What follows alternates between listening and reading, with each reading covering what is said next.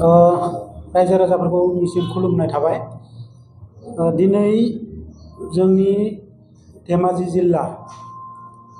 जिल्लायाव रायजो जानाय बर'फोरनि थाखाय जोङो दिनै साननो गोनां बाथ्रा, जोंनि धेमाजि जिल्लानि सिङाव थानाय सिलाफोथार ओनसोलनि जाखांफु लाइमोन फालांगिरि समाज सिबियारि बिक्रम रामसियारिखौ दिनै नंखाय बाखाय पलिटिकेल पारपस लानानै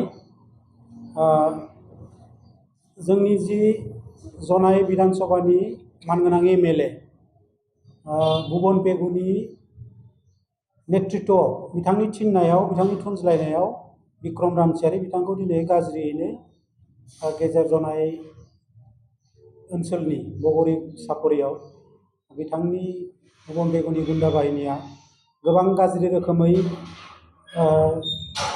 बुनानै जखम खालामदों। बेखौ जोङो दिनै बर' हारिनि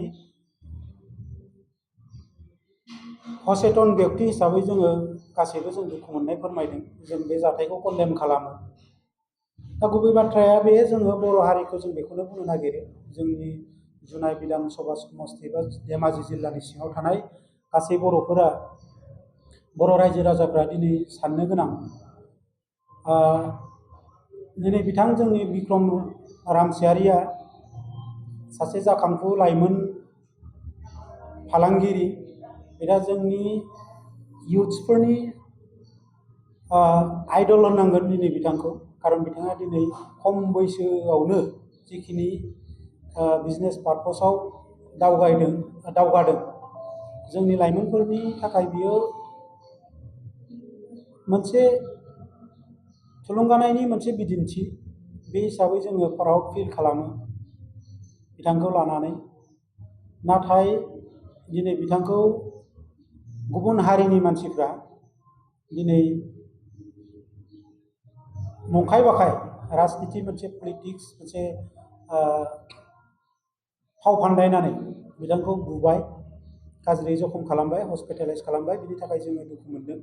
दा जोङो बर' हारिखौ, जोंनि समाजखौ जों बेखौनो खावलायनो नागिरो जे दिनै बिजेपि बा गणशक्ति बा दिनै जोंनि बिनि सिटिं एमएलए मानगोनां भुबन पेगु बिथांनि नेतृत्वआव बेफोर जाथाया बोरै जानो मोनबाय थाखो? दिनै गुबुन हारिया, बिथांमोना जोंनि बर' हारिनि मानसिफोरखौ सासेनि उनाव सासे एटाक खालामबाय दङ। बेफोरखौ दिनै जोंनि बर' समाजा साननांगौनि बाथ्रा फैबाय। दा जोङो राजनैतिक भाबै नायथारोब्ला दिनै बिथाङाथ' जोंनि जेबो खामानिबो मावनो हायाखै, जोंनि बर' ओनसोलफ्राव जेबो जौगासार लाबोआखै। सानैसो बर' मानसिफोरखौ थिखादार खालामबानो, सानैसो बर' मानसिफ्रा आर्थिक भाबै सबल जादोंब्लानो बर' जाथिया जौगानाय बे जाया। जोंनि समस्याफोरखौ बिथाङा खुनु दिनै बुङाखै। बिनि थाखाय जोङो दिनै राजनैतिक भाबै जोङो बिकल्प नागिरनो गोनां जादों। दिनै जोंनि लाइमोनफोरा गोदाव सोराव।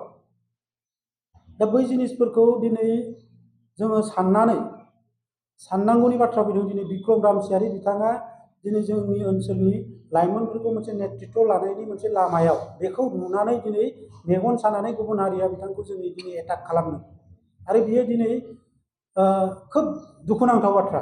बेनिखायनो जोंनि बर'नि गासै दैदेनगिरिफोर, गासै इन्टेलेक्सुयेलफोर, गासै आफादनि दैदेनगिरिफ्रा बेखौ साननो गोनां जाबाय, साननांगोन होननानै जोङो खावलायो दानि जेनेरेसन हिसाबै। दा बिथांनि आखायाव जोङो सेकिउर्ड नङा। भुबन पेगु बायदि मानसिनि आखायाव, बिथांनि नेतृत्वआव जोङो दिनै बर'नि लाइमोनफ्रा सेकिउर्ड नङा। बिथाङा जोंखौ जेरै हागौ डमिनेट खालामनानै, गावसिनि मानसिफोरखौ लगायनानै जोंखौ माने बुनानै बुख्रेबनानै माने सिरि दोननायनि, माने गावनि इसारायाव सोलिनायनि मोनसे षड़यन्त्र खालामदों। बेनिफ्राय जों मुक्त जानांगोन बर'फोरा। दा बेखौ जोङो बुजिनांगोन। दिनै इलेक्सनानो फैयाखै, गभर्नमेन्टआ इलेक्सननि डिक्लारेसन होआखै। दिनै इलेक्सन पारपसनि थाखाय इलेक्सननि जेरावनोखि डिक्लारानो गैया दासिमबो। पलिटिकेल पारपस लानानै मानसिखौ बुलाय सोलाय खालामनायनि बेवहाय मा जुक्ति थाथावो, मा जुक्ति दङ? थारमाने बिथाङा गिदों। आरो दिनैनि तारिखाव जोङो बेखौनो बुंनो नागिरदों, दिनै गावसिनि जि मोनसे हारि, बे हारिया दिनै 70-30 गावसिनि हारिया दिनै भुबन पेगुनि फेभाराव 30ल' दङ 100नि मादाव। दिनै राजु मैदमनि पेपारावसो 70% दङ। बेखौनो गिनानै दिनै टारगेटखौ अनलि नन मिसिं, थारमाने नन मिसिंआव होनोब्ला बेवहाय बर'नि माबायानो भटार्सआनो बारा। दा बर' भटार्सखौ टारगेट खालामदों। दा बर' भटार्सखौ टारगेट खालामोब्ला बेयाव बर'नि दैदेनगिरिफोर, बर'नि माने सेंग्राफोरखौ बुयोब्ला बे मा जागोन, मा जानो थांबाय दङ। बेखौ जाहाथे जों खावलायो, जोंनि हारिनि संगठनफोरा बेखौ दायित्व लायो। बिनि थाखाय बिथांमोनजों सावरायो जाहाथे बेफोरो जानो नाङा। जि जालांबाय दुखुनांथाव जाथाया जालांबाय, जिहेतु बेफोरो नेक्स्टआव जानो नाङा। बिक्रम रामसियारिनि थाखाय जोङो बर'नि लाइमोनफोरा जोङो बेगाव दङ, जों स्टेन्ड जागोन बिनि थाखाय। बर' इयुथ्सफोरा बेखौ जोङो दङ। नाथाय जों बेवहाय गुबुन हारिजों जि मोनसे जों कलाबरेसन, जि मोनसे ओनसोलखौ सान्थि लाखिनायनि जि मोनसे परिबेस बाताबरन, बेखौ जोङो बजायना लाखिनायाबो जोंनि दायित्व। आरो जों बे दायित्वखौ बुजिदोंबा बिथांमोनाबो निश्चय बुजिनांगोन। दिनै रुलिं पार्टियाव थानानै सान्थिखौ जुदि बिनस्थ' खालामनायनि बाताबरन लाबोयोब्ला बिनि दायनिगिरियाथ' जों नङा, बिथांमोनासो। बेनिखायनो जोङो खावलायदों, जोंनि हारियाबो सतर्क जानायनि खोथा फैबाय। दिनै गुबुन फेगुनि आखायाव जोंनि हारिया सेकिउर नङा।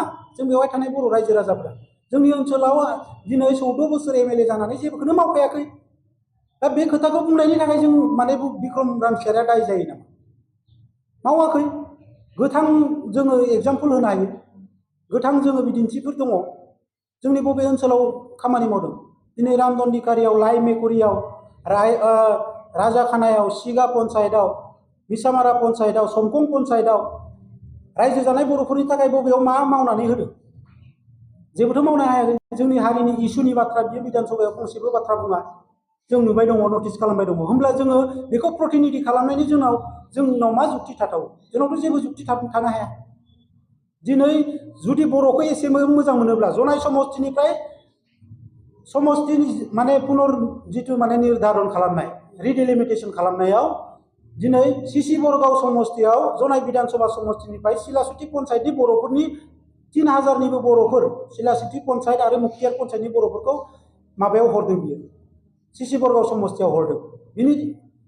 होमबा दिनै बर'फोरखौ माने बोखावनो थाखाय बर'फोरखौ जनाय समष्टियाव जमा दोननो नागिराखै। दा बेफोरबायदि बियो कमप्लिटलि जोंनि बिरोधि खामानि मावदों। दिनै बर'फ्रा बेखौ बुजिनांगोन। आरो सानैसो मानसिखौ थिखादार खालामनानै, सानैसो मानसिखौ माने माहाजोन खालामनानै बिथाङा बे मानसिफोरनि माने फाफ्लियाव माने सिलाइखौ दोननानै बर' हारिखौ गावनो नागिरबाय थादों। बर'नि लाइमोनफोरखौ पंगु खालामनो नागिरदों, बर'खौ गावनो नागिरदों, जनाय समष्टियाव रायजो जानाय बर' रायजो राजाखौ। दा बेखौ जोंनि बर' रायजो राजाया बुजिनांगोन। आरो बिथांनि जि निति, जि दमन निति, बे दमन नितिनिफ्राय जोङो बारग'नांगोन। बिनि थाखाय जोंनि बर' रायजो राजाफोरखौ सचेतन जानो थाखाय जोङो दिनै खावलायो। जोङो कनसियास सिटिजेन हिसाबै, कनसियास इयुथ्स हिसाबै, बर' हारिनि जोङो लाइमोन हिसाबै जोङो बेखौ खावलायो। बर' रायजो राजाफ्रा साननो सम फैबाय। बर'नि दल संगठनफ्रा बाथ्राखौ बुजिनांगोन। दिनै बिथाङा कमप्लिटलि जोंनि पक्षआव गैया। जोंनि पक्षआव गैयैनि थाखाय दिनै बर'नि सासे लाइमोनखौ बिथाङा बुनो हादों। बिक्रम रामसियारि बायदि मानसिया दिनै बेसेबां जोंनि बर' मानसिफोरनि थाखाय खामानि मावदों, बेसेबां जोंनि बर' दुखिया रायजो राजाखौ बिथाङा अनसायदों, बे जेबो हिस्टरि मिन्थियाबासिनो बर' लाइमोनफोरखौ बेसेबां लिड लादों, बियो नेतृत्व लादों, बेखौ बिनि जेबो हिस्टरि, जेबो जारिमिन मिन्थियाबासिनो दिनै बिक्रम रामसियारिखौ दिनै माने एटाक खालामदों। डिब्रुगड़ आसाम मेडिकेल कलेजाव माने एडमिट खालामनो गोनांसिम माने बिथांखौ माने एटाक खालामदों। आरो जों बेखौनो बुंनो नागिरो, आइडियलजिया गोरोबनाय नङा। आइडियलजिया नोंनि आंनि आइडियलजि गोरोबा। नोंथांनि आइडियलजिजों आंनि आइडियलजिजों गोरोबा जानो हागौ।